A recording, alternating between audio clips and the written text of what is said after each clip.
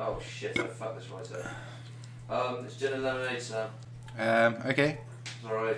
Alright. I can put a bit of tonic in it. No, that's fine. Gin and lemonade will be fine. Are you sure? Sorry, I fucked it up.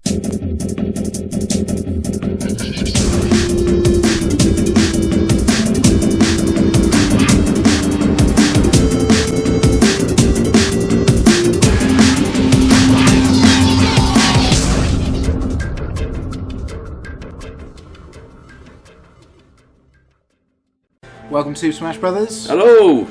It's been a while. A lot of shit happened between now and last time. But moving forward. Well, October was the last episode we did. Halloween special. Oh, okay. Yeah. So we thought we'd review some of the current games. Yeah, because we can play them. This one here, Assassin's Creed Unity.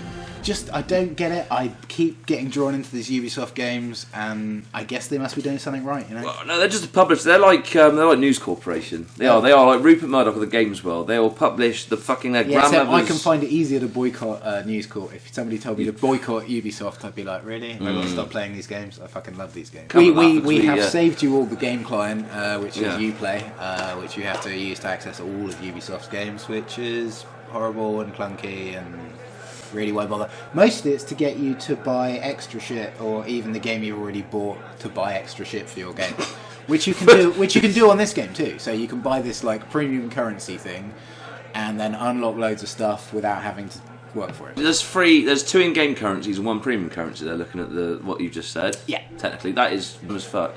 And also, what Ubisoft should do, if you want to buy content for this game, you should buy it in cryptocurrency and then reroute it around the IMF World fucking Bank Fund, then convert it back into euros, back into bitcoins, tumble it with bitcoin tumbler. Then you're only allowed then and only then you're allowed to purchase DLC for this game. That's only if you're operating the whole thing on the Tor network. Yeah, it's all got to be on the onion. We're actually, I've done as I love to do with games, which is like, here, go this way, go. Fuck you, I'm going to go everywhere else, collect everything I possibly can, and I've kind of done that a bit myself.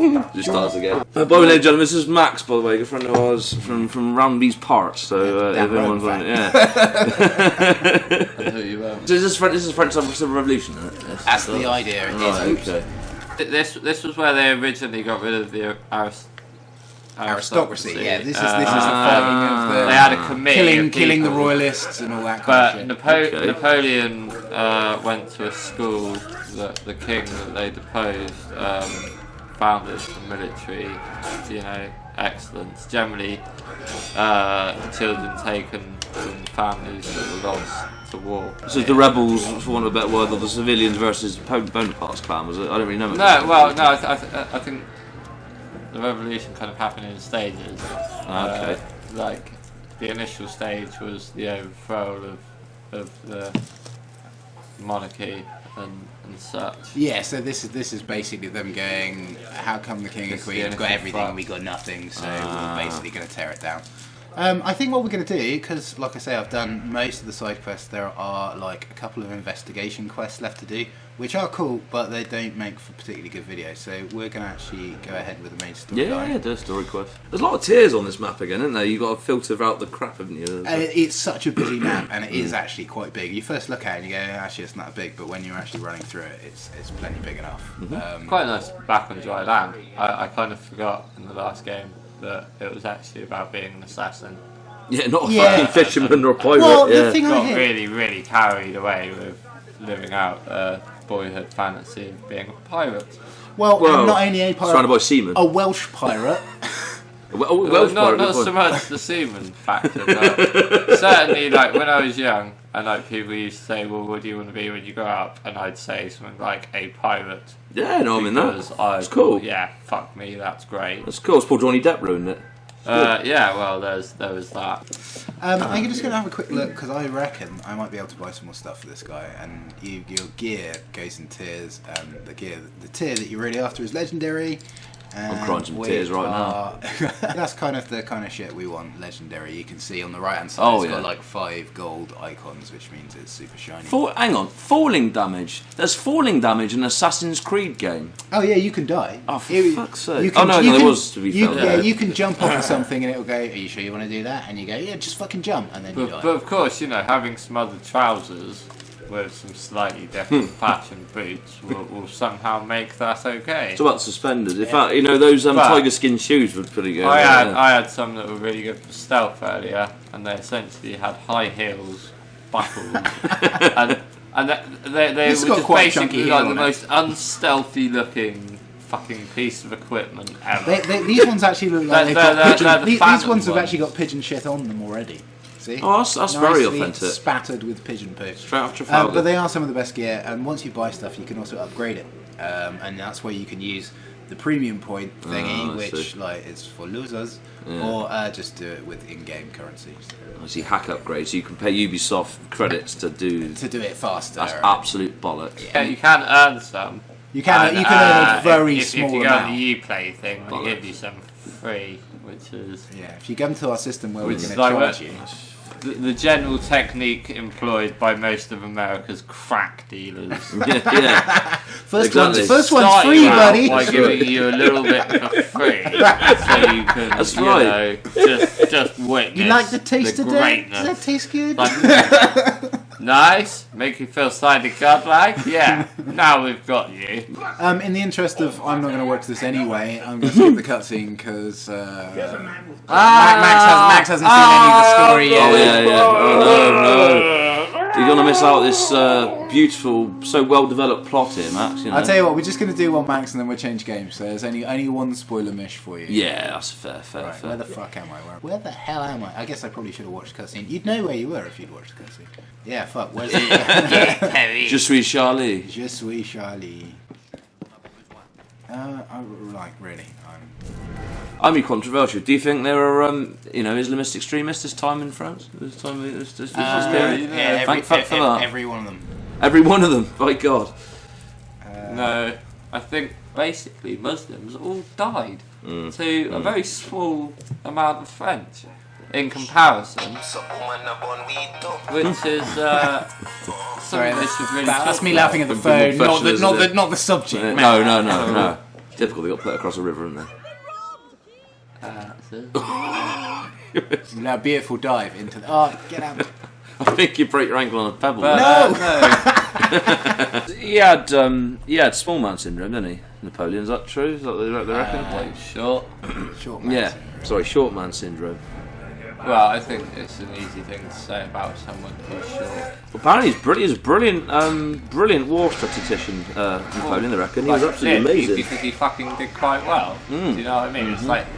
It's like one of those idiotic statements that people make, like, oh yes, look, it's raining. Yes, I could tell that by the fact that water was falling on my general personage. First glitch we've seen today.